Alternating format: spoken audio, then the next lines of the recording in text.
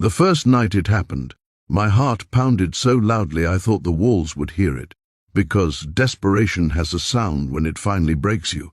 I was standing in a sunlit living room that smelled of lemon polish and old memories, realizing that my life had shrunk to overdue bills, sleepless nights, and a single impossible offer that would change everything. Sometimes salvation doesn't arrive dressed as hope. Sometimes it arrives wearing confusion, shame, and a fragile kind of kindness you don't know how to accept.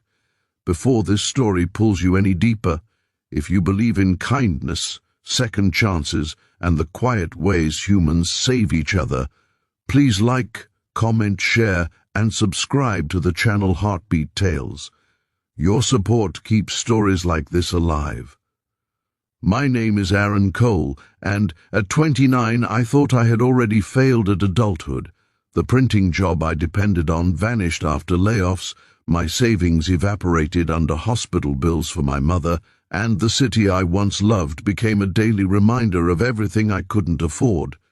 Sunlight still poured through the streets each morning, people still laughed in cafes, but I walked through it all like a ghost, pretending the world hadn't left me behind. The apartment I rented was the last thin thread holding my life together, and even that thread was fraying fast. My landlady, Marisol Hargreave, was not what people expected when they heard the word landlady.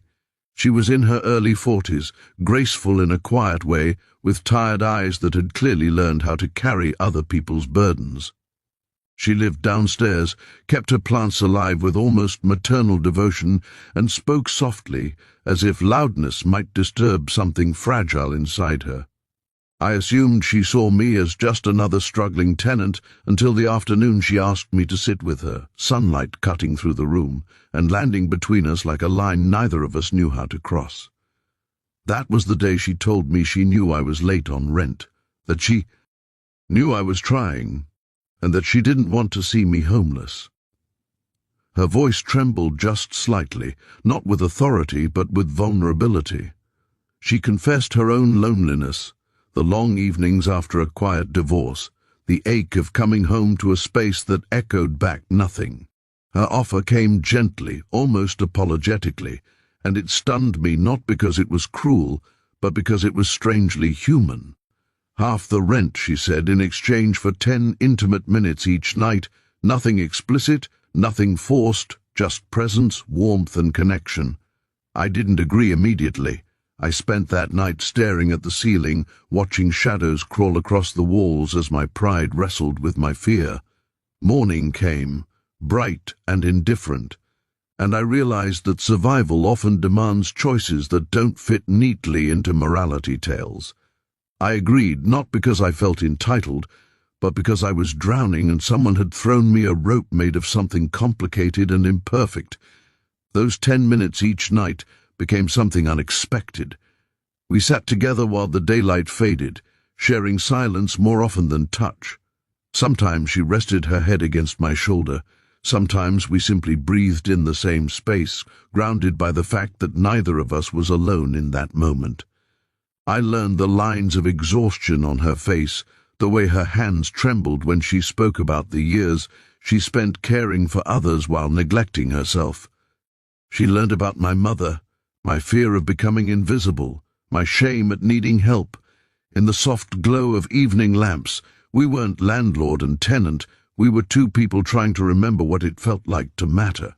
As days passed, something inside me began to heal, the weight on my chest eased, my sleep returned, and with stability came motivation. I found temporary work, then steadier hours. I started cooking again, started smiling at strangers, started believing that this chapter wasn't the end of my story.